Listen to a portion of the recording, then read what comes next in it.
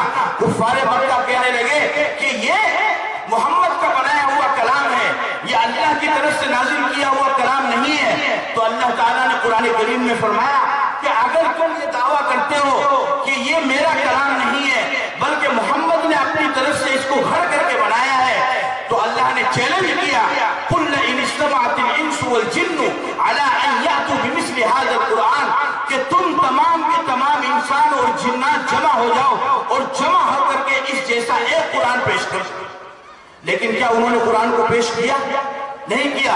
تو اللہ نے اس سے چھوٹا دعویٰ کیا، فرمایا فَأْتُوا بِعَشْرِ سُوَرٍ مِثْلِ، قُلْ فَأْتُوا بِعَشْرِ سُوَرٍ مِثْلِ، کچھ نہیں تو صرف 10 صورتیں ہی پیش کر دو۔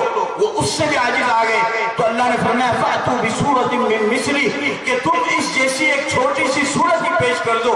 اہل عرب کفار مکہ اس قرآن جیسی ایک چھوٹی سی سورت کو بھی پیش نہیں کر سکے۔ جس چیز کو انسان بنا سکتا ہے اس کو انسان نے بنایا ہے، جس جیسی چیز انسان نہیں بنا سکتا ہے اس کو اللہ نے بنایا ہے۔ سورج انسان نہیں بنا سکتا ہے، یہ اس بات کی دلیل ہے کہ سورج کو اللہ نے بنایا ہے۔ چاند انسان نہیں بنا سکتا ہے، یہ اس بات کی دلیل ہے کہ چاند اللہ نے بنایا ہے۔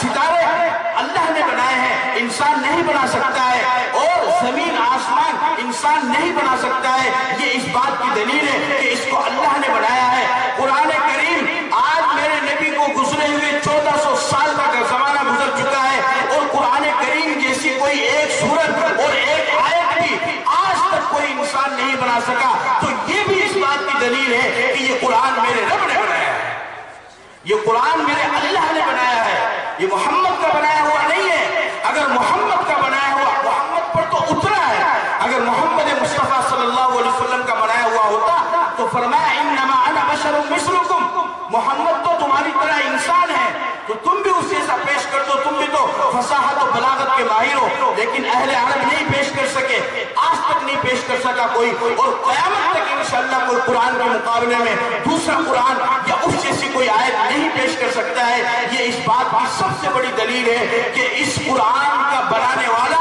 وہ محمد رسول اللہ نہیں بلکہ محمد رسول اللہ کا پروردگار ہے۔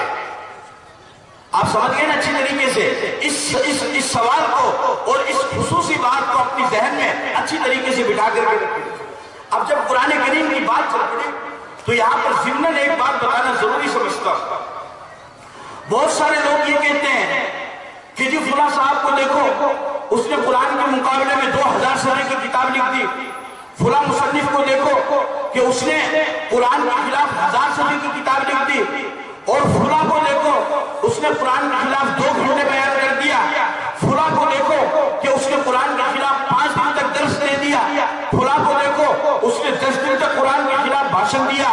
اچھی طرح یاد رکھو، قرآن کا دعویٰ یہ نہیں ہے کہ کوئی قرآن کے خلاف نہیں لکھ سکتا ہے، قرآن کا دعویٰ یہ نہیں ہے کہ کوئی قرآن کے خلاف نہیں بول سکتا ہے، بلکہ قرآن کا دعویٰ یہ ہے کہ اگر تم واقعتاً اپنے دعوے میں سچے ہو تو پھر قرآن کے خلاف لکھنا بولنا نہیں بلکہ قرآن کی جیسی آیت پیش کرو۔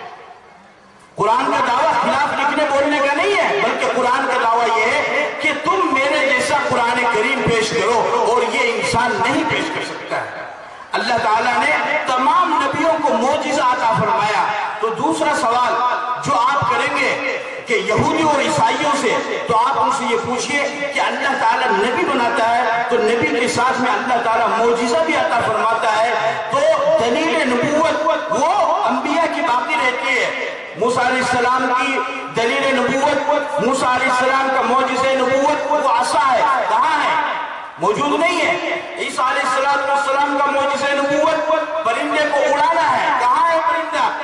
اور کہاں ہے ان کو دوبارہ مادر ساتھ اندھے کو اور کوڑی کو شفایاب کرنا اور مردے کو زندہ کرنا؟ وہ تمام چیزیں ختم ہو چکی ہے، اور میرے پیغمبر محمد صلی اللہ علیہ وسلم کو اللہ نے جو دلیل نبوت عطا فرمائی اور میرے نبی کو اللہ نے جو معجزہ عطا فرمایا وہ آج ہمارے سامنے ہے اور قیامت تک ہمارے سامنے رہے گا۔ یہودیوں، اگر تم اپنے دعوے میں سچے ہو تو اپنے پیغمبر کی نبوت کے ساتھ اس کے معجزے نبوت کو بھی دکھاؤ۔ عیسائیوں، اگر تم اپنے دعوے میں سچے ہو تو اپنے پیغمبر کی نبوت کے ساتھ اس کے معجزے نبوت کو دکھاؤ، اور ہم مسلمان اپنے پیغمبر کی نبوت کے ساتھ اس کے معجزے نبوت